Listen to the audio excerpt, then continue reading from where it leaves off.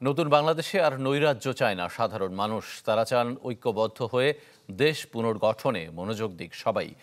ঢাকা বিশ্ববিদ্যালয়ের শিক্ষক অধ্যাপক সাব্বির আহমেদ বলছেন, ধ্বংসযজ্ঞ চালিয়ে দেশ পুনর্গঠন সম্ভব নয়।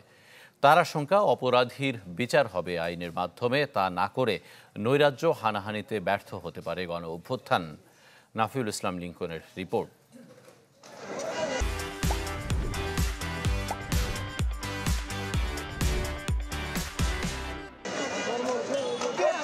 ক্ষমতাচ্যুত স্বৈরাচার শেখ হাসিনার ভারত থেকে দেয়া উস্কানিমূলক বক্তব্যের প্রতিক্রিয়ায় বুধবার ফুঁসে ওঠে বিক্ষুব্ধ ছাত্র জনতা। শুরুটা হয় ধানমন্ডি ৩২-এ শেখ মুজিবের বাসভবন ভাঙচুরের মধ্য দিয়ে। এরপর অন্তত ৩৫ জেলায় আওয়ামী লীগ কার্যালয় ও নেতাদের বাড়িতে ২ দিন ধরে করা হয় হামলা, অগ্নিসংযোগ। যদিও সরকারের পক্ষ থেকে জনগণকে আহ্বান জানানো হয়েছে দায়িত্বশীল হতে, ধৈর্য ধারণ করতে, কিন্তু এ ঘটনায় সমাজের সচেতন অংশসহ বিভিন্ন পর্যায়ের মানুষ কিছুটা আতঙ্কিত আর সন্দিহান। নতুন বাংলাদেশে আবারও কি দেখতে হবে পুরনো নৈরাজ্য? আমরা চাই একটা সুষ্ঠু শান্ত বাংলাদেশ। তো যা হয়ে গেছে তা হয়ে গেছে, এখন দ্রুত যেন আইন শৃঙ্খলা বাংলাদেশে সুন্দরভাবে প্রতিষ্ঠিত হোক।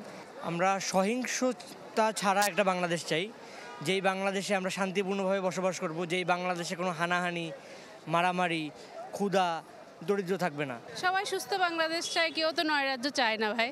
সবাই চায় সবার বাচ্চা নিরাপদে থাক, সবাই নিরাপদে থাক, সেটাই চাই। আমাদের বাচ্চাগুলো নিরাপদে থেকে পড়ালেখা করে মানুষের মতো মানুষ হোক, এটাই আমরা চাই। ঢাকা বিশ্ববিদ্যালয়ের রাষ্ট্রবিজ্ঞানের এই শিক্ষক বলছেন, ধ্বংসযজ্ঞ চালিয়ে দেশ পুনর্গঠন করা একরকম অসম্ভব। আশঙ্কা প্রকাশ করলেন, এমন হানাহানিতে ব্যর্থ হতে পারে গণ অভ্যুত্থান। এটা যে একটা দুর্বল রাষ্ট্র, সেই রাষ্ট্রের এবং অসহিষ্ণু রাষ্ট্র, সেটা প্রমাণিত হলো। এবং রাষ্ট্রের যে সংশ্লিষ্টতা, এটা প্রমাণিত হয় কিছু না করা এইসব বিষয়। কোথায় আমরা অর্থনীতি নিয়ে ভাববো, কোথায় আমরা আমাদের জীবন মান উন্নত করব, কোথায় গণতন্ত্রকে আরও শক্তিশালী করব, সেই সব চিন্তা নাই কারোর মধ্যে। এমন পরিস্থিতিতে রাষ্ট্র কি নির্লিপ্ত? নৈরাজ্য দমনে কেন সরকার কঠোর হচ্ছে না, জানতে চাওয়া হয় প্রধান উপদেষ্টার প্রেস সচিবের কাছে।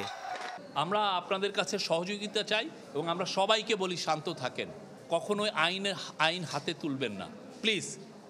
দেশের ভাবমূর্তি পুরো পৃথিবীর কাছে আমাদেরই তুলে ধরতে হবে, আমার আপনার সবার। আমরা কেউ কোনোভাবেই যেন আইন হাতে না তুলে ধরি।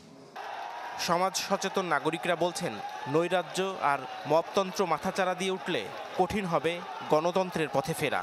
তাই শক্ত হাতে নৈরাজ্য দমনের পরামর্শ তাদের। নাফিউল ইসলাম লিঙ্কন, চ্যানেল 24, ঢাকা।